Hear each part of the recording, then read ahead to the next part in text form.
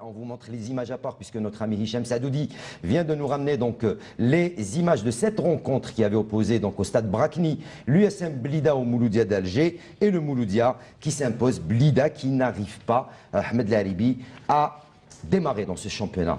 Blida qui n'arrive pas à démarrer, Blida qui n'a pas su résister à la fougue du Mouloudia parce que le Mouloudia s'est déplacé avec la ferme intention de ramener 3 points. Elle a réussi, Blida a réussi à égaliser. Et quelque part, Hachoud est passé par là. À la 88e minute, il marque le deuxième but, libérateur. Et je peux vous dire que Bernard Casoni, il a aligné la même équipe qui avait gagné contre la JSK.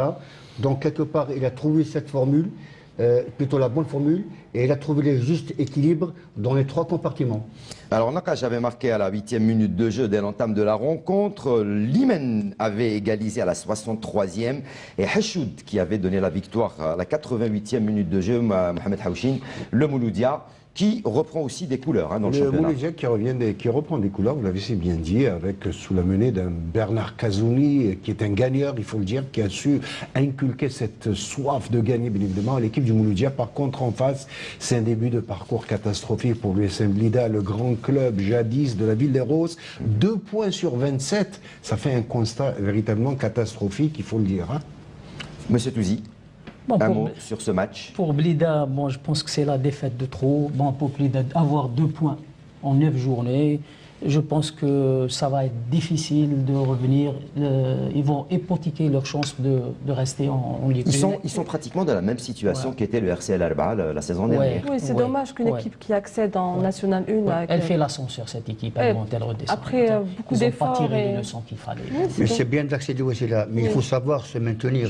C'est ça le plus important. Mais là, c'est dommage. Là, il joue quand même le doyen, ce qu'on appelle le doyen, le Mouloudia d'Alger. C'est vrai que bon, c'est pas une équipe... Mais 9 c'est pas n'importe quelle équipe. Avant, déjà. Vous savez, Hakim, l'USM Blida, pardon, elle est en division 1, mais elle se prépare comme une équipe de 3e ou 4e division. Monsieur Dilali, oui. Pour le Mouloudia, après l'élimination amère en Coupe de la CAF, il y a eu des petites turbulences, mais avec la mobilisation de tout le monde, staff technique, staff administratif, supporters, même les supporters, ils n'ont pas fait de tapage. Donc, ils ont recadré l'équipe.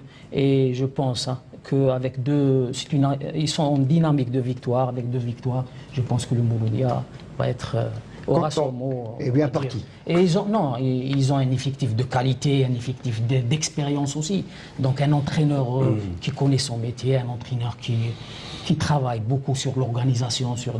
Haouchin, quand on voit la différence au classement général entre le premier 18 points, le 10e qui est le Mouloudia, l'USMA d'Alger avec 11 points, voire également le Nasser Hussein des 12e avec 9 points, il n'y a pas beaucoup d'espacement entre ces équipes après 9 journées. Oui, ça va être un championnat encore une fois très très ouvert. Au haut du classement, vous savez, vous gagnez 1 ou 2 matchs, vous êtes tout à fait en haut. Et c'est un scénario qu'on connaît depuis quelques années déjà. Et je pense qu'il va falloir s'attendre à des bouleversements, vous savez, l'effet élastique au niveau du podium. Et moi je vois par exemple un club comme l'USM Alger qui compte 3 matchs en retard, revenir très très vite dans le haut du classement. En tous les cas, tant mieux pour l'intérêt de la compétition, même si derrière l'USM Blida a décroché quand on parle du Mouloudia, malheureusement, les 2 clubs n'ont pas les mêmes moyens, alors que l'USM Blida est un ancien club, il faut le rappeler, il y a eu des problèmes d'argent, des problèmes de finances, un mauvais recrutement pendant l'intersaison, le départ de notre ami Abdelnour Klebaza qui était manager, tout cela a fait que le changement de staff technique qui a fait que l'USM Blida est malheureusement au creux de la vague.